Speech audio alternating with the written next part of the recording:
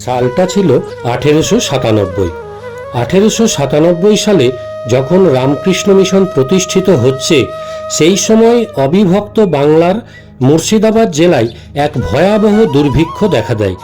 স্বামী বিবেকানন্দের গুরুভাই স্বামী অখণ্ডানন্দ মহারাজ তখন সেই অঞ্চলে পরিভ্রমণ করছিলেন। মানুষের অনাহার এবং চরম দুর্দশা দেখে তিনি স্থির থাকতে পারেননি। তিনি স্বামীজিকে চিঠি লিখে বিস্তারিত জানান এবং সেবায় ঝাঁপিয়ে পড়ার অনুমতি চান। স্বামী বিবেকানন্দ এই সংবাদ পেয়ে অত্যন্ত উৎসাহিত হন এবং মিশন থেকে প্রয়োজনীয় সাহায্য পাঠানোর ব্যবস্থা করেন। 15 মে 1897 তারিখে মুর্শিদাবাদে মহুলা নামক স্থানে রামকৃষ্ণ মিশনের প্রথম ত্রাণ কেন্দ্র খোলা হয়।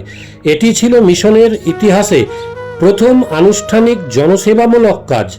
স্বামী অখণ্ডানন্দ মহারাজ একাই মাইলের পর মাইল পায়ে হেঁটে চাল সংগ্রহ করতেন এবং ক্ষুধার্ত মানুষের মুখে অন্ন তুলে দিতেন। মুর্শিদাবাদের এই ত্রাণকার্য কেবল সাময়িক সাহায্যের মধ্যে সীমাবদ্ধ থাকেনি। অনাথ শিশুদের শিক্ষা ও কর্মসংস্থানের জন্য স্বামী অখণ্ডানন্দ সেখানে স্থায়ীভাবে কাজ শুরু করেন।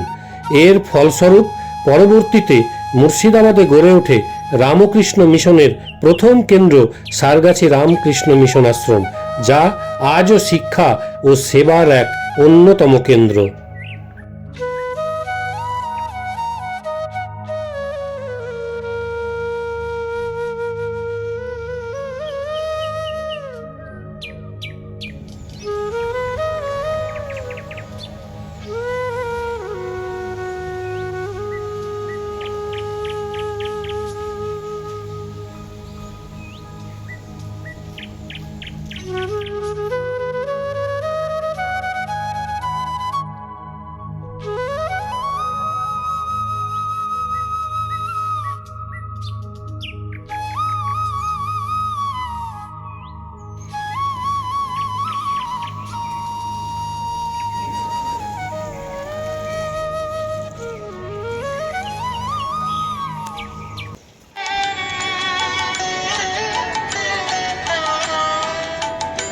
আমি জপি রামকৃষ্ণ নাম, গুরু ভজি রে,